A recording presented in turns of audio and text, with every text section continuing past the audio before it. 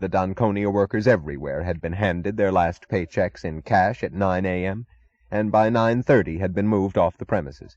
The ore docks, the smelters, the laboratories, the office buildings were demolished. Nothing was left of the Donconia ore ships which had been in port, and only lifeboats carrying the crews were left of those ships which had been at sea. As to the Donconia mines, some were buried under tons of blasted rock, while others were found not to be worth the price of blasting. An astounding number of these mines, as reports pouring in seemed to indicate, had continued to be run even though exhausted years ago. Among the thousands of Donconia employees, the police have found no one with any knowledge of how the monstrous plot had been conceived, organized, and carried out. But the cream of the Donconia staff are not here any longer. The most efficient of the executives, mineralogists, engineers, superintendents have vanished. All the men upon whom the People's State had been counting to carry on the work and cushion the process of readjustment. The most able, the most selfish of the men are gone. Reports from the various banks indicate that there are no Donconia accounts left anywhere. The money has been spent down to the last penny. Ladies and gentlemen, the Donconia fortune, the greatest fortune on earth, the legendary fortune of the centuries, has ceased to exist. In place of the golden dawn of a new age, the People's States of Chile and Argentina are left with a pile of rubble and hordes of unemployed on their hands. No clue has been found to the fate or the whereabouts of Senor Francisco Donconia. He has vanished, leaving nothing behind him, not even a message of farewell. Thank you, my darling, thank you in the name of the last of us, even if you will not hear it and will not care to hear. It was not a sentence, but the silent emotion of a prayer in her mind, addressed to the laughing face of a boy she had known at 16. Then she noticed that she was clinging to the radio, as if the faint electric beat within it still held a tie to the only living force on earth, which it had transmitted for a few brief moments, and which now filled the room where all else was dead. As distant remnants of the explosion's wreckage, she noticed a sound that came from Jim, part moan, part scream, part growl. Then the sight of Jim's shoulder shaking over a telephone and his distorted voice screaming, "But Rodrigo, you said it was safe, Rodrigo! Oh, God, do you know how much I'd sunk into it?" Then the shriek of another phone on his desk and his voice snarling into another receiver, his hand still clutching the first. "Shut your trap, Orrin! What are you to do? What do I care, God damn you?"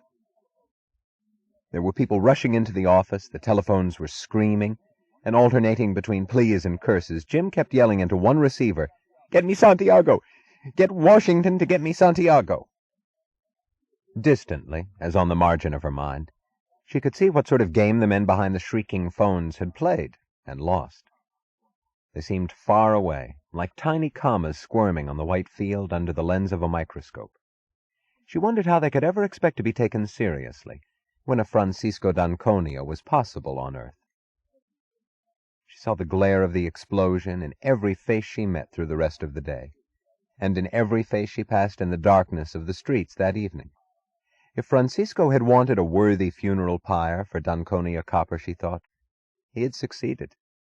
There it was, in the streets of New York City, the only city on earth still able to understand it, in the faces of people, in their whispers, the whispers crackling tensely like small tongues of fire, the faces lighted by a look that was both solemn and frantic, the shadings of expressions appearing to sway and weave, as if cast by a distant flame, some frightened, some angry, most of them uneasy, uncertain, expectant, but all of them acknowledging a fact much beyond an industrial catastrophe, all of them knowing what it meant, though none would name its meaning, all of them carrying a touch of laughter, a laughter of amusement and defiance, the bitter laughter of perishing victims who feel that they are avenged. She saw it in the face of Hank Reardon when she met him for dinner that evening. As his tall, confident figure walked toward her, the only figure that seemed at home in the costly setting of a distinguished restaurant, she saw the look of eagerness fighting the sternness of his features, the look of a young boy still open to the enchantment of the unexpected. He did not speak of this day's event, but she knew that it was the only image in his mind. They had been meeting whenever he came to the city, spending a brief, rare evening together, with their past still alive in their silent acknowledgment, with no future in their work and in their common struggle, but with the knowledge that they were allies, gaining support from the fact of each other's existence. He did not want to mention today's event. He did not want to speak of Francisco. But she noticed as they sat at the table that the strain of a resisted smile kept pulling at the hollows of his cheeks. She knew whom he meant when he said suddenly, his voice soft and low with the weight of admiration, "He did keep his oath, didn't he?" "His oath?" she asked, startled, thinking of the inscription on the temple of Atlantis. "He said to me, 'I swear by the woman I love that I am your friend.'" "He was." "He is." He shook his head. "I have no right to think of him. I have no right to accept what he's done as an act in my defense. And yet—" He stopped. "But it was, Hank. In defense of all of us, and of you most of all." He looked away out at the city. They sat at the side of the room with a sheet of glass as an invisible protection against the sweep of space and streets 60 floors below. The city seemed abnormally distant. It lay flattened down to the pool of its lowest stories.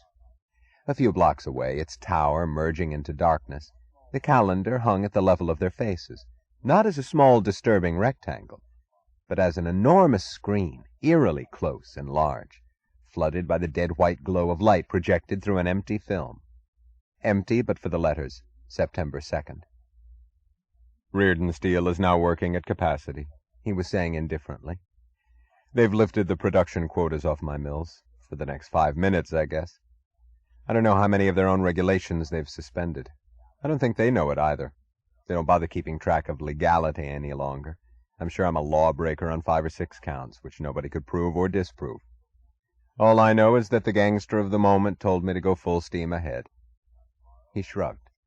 "When another gangster kicks him out tomorrow, I'll probably be shut down as penalty for illegal operation. But according to the plan of the present split second, they've begged me to keep pouring my metal, in any amount and by any means I choose." She noticed the occasional surreptitious glances that people were throwing in their direction. She had noticed it before, ever since her broadcast, ever since the two of them had begun to appear in public together. Instead of the disgrace he had dreaded, there was an air of awed uncertainty in people's manner, uncertainty of their own moral precepts, awe in the presence of two persons who dared to be certain of being right. People were looking at them with anxious curiosity, with envy, with respect, with the fear of offending an unknown, proudly rigorous standard. Some almost with an air of apology that seemed to say, "Please forgive us for being married." There were some who had a look of angry malice, and a few who had a look of admiration. "Dagny," he asked suddenly, "do you suppose he's in New York?" "No, I've called the Wayne Falkland. They told me that the lease on his suite had expired a month ago, and he did not renew it." "They're looking for him all over the world," he said, smiling. "They'll never find him." The smile vanished. "Neither will I." His voice slipped back to the flat, gray tone of duty. "Well, the mills are working, but I'm not. I'm doing nothing but running around the country like a scavenger, searching for illegal ways to purchase raw materials, hiding, sneaking, lying, just to get a few tons of ore or coal or copper. They haven't lifted their regulations off my raw materials. They know that I'm pouring more metal than the quotas they give me could produce. They don't care." He added, "They think I do." "Tired, Hank?" "Bored to death." There was a time, she thought, when his mind, his energy, his inexhaustible resourcefulness had been given to the task of a producer devising better ways to deal with nature. Now they were switched to the task of a criminal outwitting men. She wondered how long a man could endure a change of that kind.